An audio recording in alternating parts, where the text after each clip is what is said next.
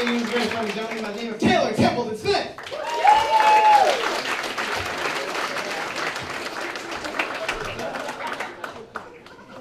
Hey guys, it's me, your disillusioned teenage stepson. And maybe if you just fucking talk to me, you'd understand we have something in common. We both cried at the end of Fast and Furious 7, and it's about time we stopped pretending that didn't happen. I'm really into the Fast and Furious movies because they're my favorite romantic comedies where both the leads are men and both the romantic interest is car. I don't want to spend the next 5 minutes talking about Fast and Furious, but I've flubbed so many job interviews by just talking about Vin Diesel. So I'm going to stop right now. He's the bad guy in the new one, you guys. I'm so excited. I think stepdads get way too bad a rap for some reason. I think it's kind of sick that you can be in a position of power and also have a ponytail. When I was a kid, I was like pretty sure that the only way to become a stepdad was to just be a stepchild and then grow up. And that's exactly how it happens. It's a vicious cycle. I really want to be a stepdad at some point in my life because I just want to be the final boss of some kid's story. I wanted that he can't achieve anything in his life until he overcomes his problems with me. I actually have a biological dad and we get along just fine. He's not here, but I mean, trust us, we're cool. He just got a car at Oxford for the first time and Spotify has changed his world. I put on music and then he's convinced he can beat Spotify every time. Like, there's no fucking way they've got the Beatles on there. And then I play a song and he's like taking it back and he has to take a second to pause. I'm like, okay, but Bob Dylan, seriously? Do they got that? I'm really into Bob Dylan, but only when it rains. When it's dry, I don't care about that guy, but as soon as there's a little bit of precipitation, I turn on the times they are changing, go for a walk, and think about how different farming is. Nobody's reading newspapers anymore, guys. What's up with that? Is it anyone's birthday today?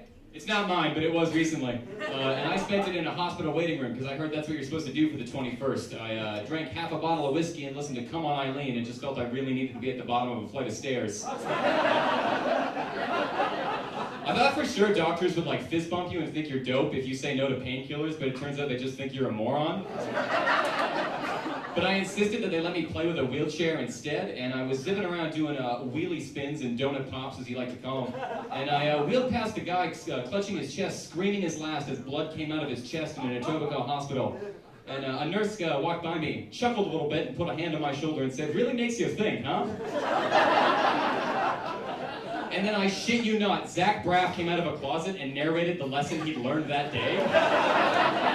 And I got pranked by the mean janitor. Oh! Scrubs got it so right. The other day, someone said I look like a Nazi, and I think that's... Any Nazis in the crowd? Don't answer, please, for the love of God. And I just think that's not a great insult. Like, oh, boo-hoo, I'm blonde and handsome and look good in a black uniform. I follow orders a little bit too well. Oh, no.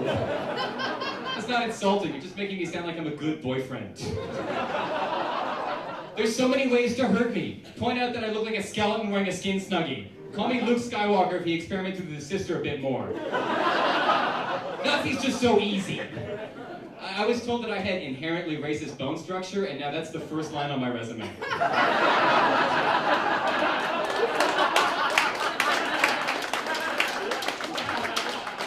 Walk in and say, yeah, I, Taylor Smith, a racist bone structure, not a racist, though. How about that new Fast and Furious? I get told a lot I look like the male Jodie Foster, which is actually great for my sex life, because 100% of the women I've dated have been nearsighted lesbians, or bisexual girls who are trying to figure out what side they really fall on.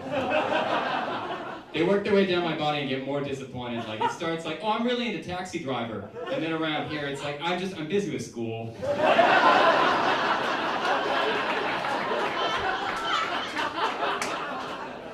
In grade 10, I had a German history teacher, and he asked the class one day who the most oppressed group of people in history were, and I said Jews, and then he chuckled, which is the wrong response always.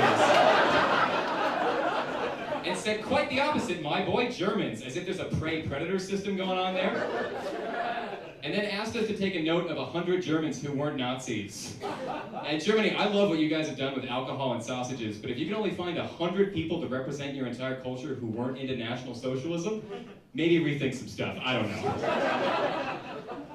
That wasn't the fucked part, though. The fucked part was, number one was Anne Frank. We can all agree, definitely not a Nazi. M. Night Shyamalan didn't write the book.